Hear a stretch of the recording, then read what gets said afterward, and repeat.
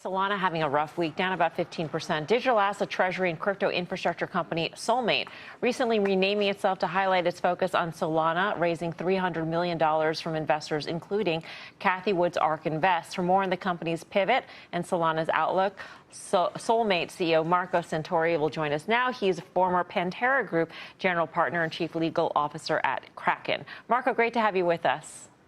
Hey, thank you for having me. We've really seen such a rise in these digital asset treasury companies, firms like your former firm, Pantera, trying to convert smaller companies that may be a medical device company, for instance, into a DAT. And so give us the sort of reasoning. Why should I buy a share in one of these DATs like a Solmate versus buying the actual coin? Yeah, it's a great question. The difference is the management team and the company strategy.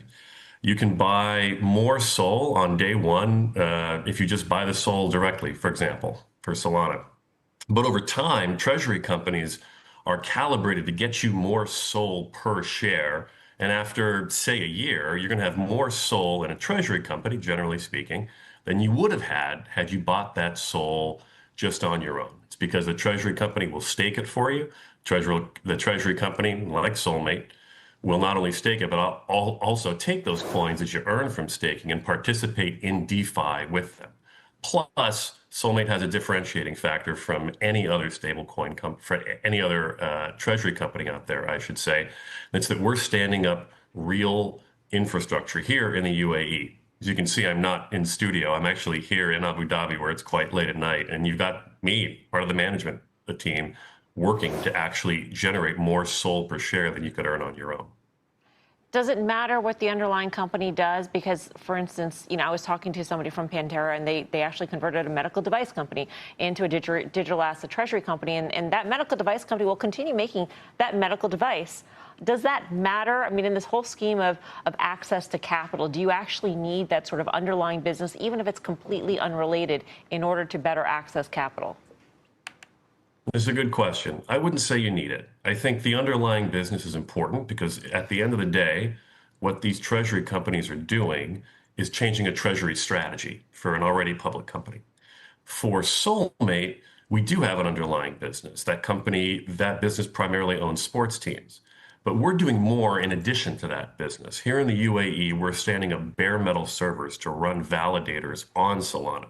They're going to process Solana transactions faster, more efficiently, and more profitably than most other treasury companies who are just sending their SOL to be staked on someone else's servers, on someone else's validators.